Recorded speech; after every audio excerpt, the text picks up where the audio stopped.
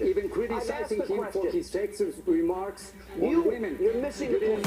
You didn't ask for an apology. I don't need your lectures. Thank you very much. You don't care about the 642,000 Texans. You're taking his comments out of context. You're taking his comments out of context. You're calling him racist. You're calling him bigoted, and you totally misrepresent what he said. And you think you're the superior reporter? I don't really need lectures from you, Jorge Ramos. I haven't called him. This is what I've said. I don't know what's in his heart, but I know exactly what's coming out of his mouth. And what he is saying about Mexican immigrants, what he's saying about Muslims, and what he's saying about women is completely unacceptable. And he's absolutely wrong. And as journalists, I have a last question. And as journalists, we have to confront those who are in power, and that's our responsibility. And I think I cannot talk to him. You can talk to him. I don't need your lectures. I have a last question. Is it true that people that have entered this country illegally and not respected our laws and sovereignty, have people come over from the border, and have they committed rape? Have they committed murder? Have they committed crimes against Americans? And do you doubt what the law enforcement and Border Patrol told me about Texas alone in an 8-year period, 642,000 crimes? Is that true that those crimes are happening? Do you recognize that truth or not?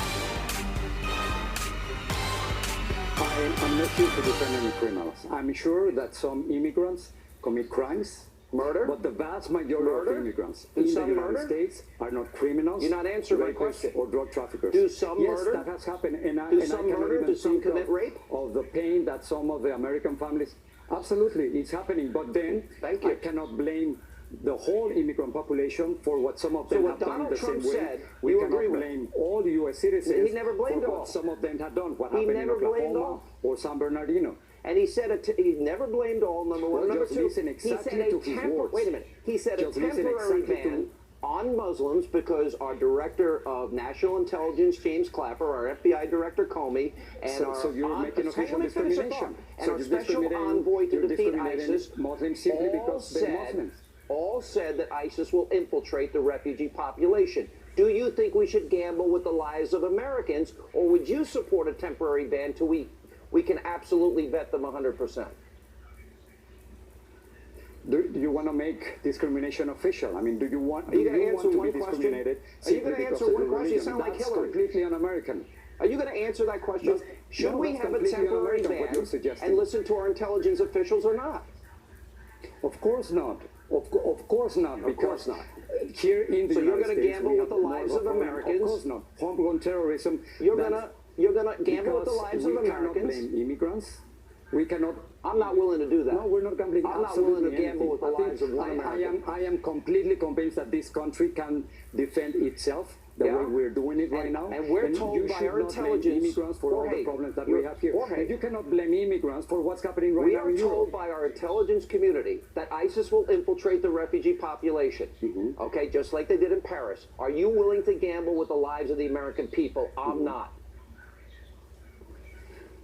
No, are you willing to change the nature and the essence of the United States, the tolerance, the acceptance? I'm sure the Hannity family came from somewhere else. They came from Ireland. They came from Ireland legally. Your family legally was generously helped when they came here. At the turn of the last century. Yes, and I came here legally too. I came here legally too. And you know why? If we're talking about undocumented immigrants, you know why they are here? All right, I support legal immigration. Millions of us benefit from them. I support legal immigration from Mexico, El Salvador, Nicaragua, all over the world. Just come in legally so we can vet you and make sure that you want to be a part of our family and not an enemy of the American people. That's fair. Is that not fair? They are here because we benefit from their work and because we are hiring them. No, they're here, but they don't respect our laws and sovereignty. It is impossible to deport 11 million people from this country. I got to leave. It's impossible to deport 11 million. You've got to think twice about throwing that racist word around. And if you're going to quote me or quote Trump or quote anybody, please do it accurately in the future before you lecture us on how to do journalism.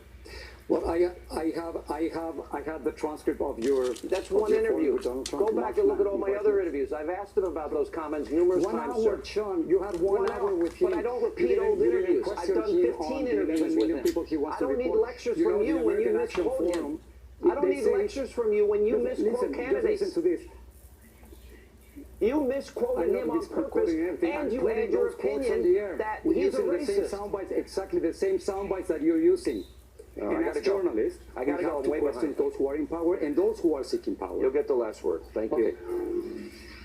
And when we come back, Laura Ingraham has reaction to my interview with Jorge Ramos, and later tonight, Heather Nauert recaps